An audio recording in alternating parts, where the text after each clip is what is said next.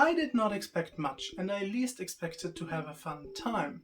But when I started using this device out of curiosity and semi-necessity, I was pleasantly surprised. Now, about a month of combined usage later, I'm a bit torn. The Samsung Galaxy S5 Mini launched in 2014, and despite its age and lots of lag, I still kinda really enjoyed this whole experiment.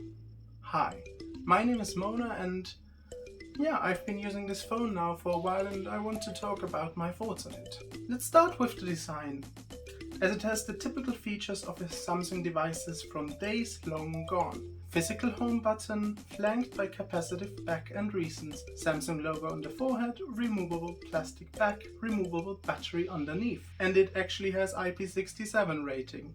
Headphone jack, micro USB port, IR and fingerprint sensor, speakers squeaking into the meaty palm of our hands. This phone has it all. But not all is necessarily good. The fingerprint sensor, for example, it initially scans very quickly. Actually using it is a big pain. You have to be super precise, then there are lots of errors and it takes a while, which is the theme for the whole device. Nonetheless, I really enjoyed the hardware. It's small, it's compact, it's super easy to get in your pocket. I really wish Samsung would bring back mini versions of their flagships. The display, it's a 4.5-inch 720p resolution Super AMOLED Samsung display, and it's very pleasant to look at. The software design is colorful and uses lots of contrast. Some might call it too much or even childish. I enjoy it.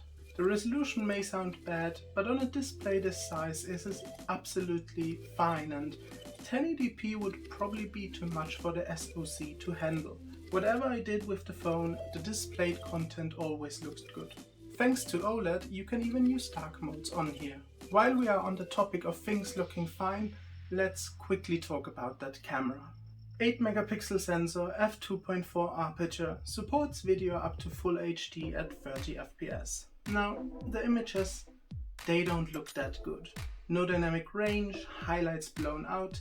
The photos look messy and are immediately grainy once the light is less than ideal. As a tool to capture something so you don't have to remember or to inform someone about something, it's fine, I guess. But I do really not want to use the camera apart from that. Most images just look not good. Considering that this device is from 2014 and was not a flagship, I'm still not mad about the results. When I first started using the S5 Mini, I didn't install or activate social media apps at all. So I had messaging apps, watched YouTube videos, listened to locally stored music, browsed the used marketplace for phones and had the occasional phone call.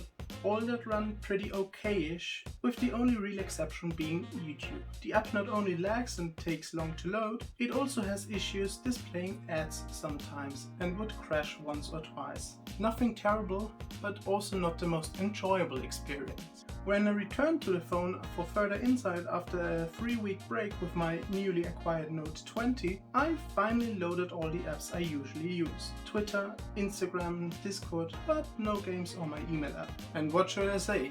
The performance got worse. Now it's not that individual apps perform bad per se, but once you have multiple apps open at the same time, the phone really struggles. Now it would regularly shut off and restart. Applications take long to open, pressing the nav buttons too rapidly can lead to some heavy stutter. The best way to prevent all this is to always close recent apps after quitting, to not quickly jump from app to app, and to use the whole UI with more ease than you normally would. The only app that is really unusable is Maps. It takes forever to load and it lags too much to use in any sensible fashion. I don't even want to imagine how live navigation would look like. Similarly, as I expected the performance to be bad, I also thought that certain apps wouldn't accept such an old Android version. But that isn't the case. The phone is running Android 6.0.1 and mine got its latest security patch in August 2017, yet all the apps I wanted to, I could install just fine.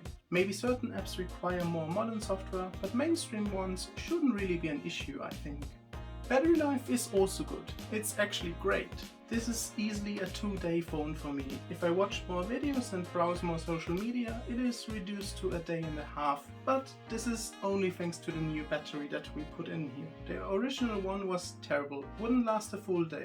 The best part though, you can simply swap it out for a spare one. Now, how does it feel to use a phone like this? It's a bit complicated. The biggest reason I still had a fun time with it, despite all its shortcomings, has to be the form factor. This is, as the name suggests, actually a small device. Not only that, it also has this case which makes for really satisfying opening and closing. To be able to reach everything comfortably with one hand while also fitting it in women's pants pockets is a service truly missed these days.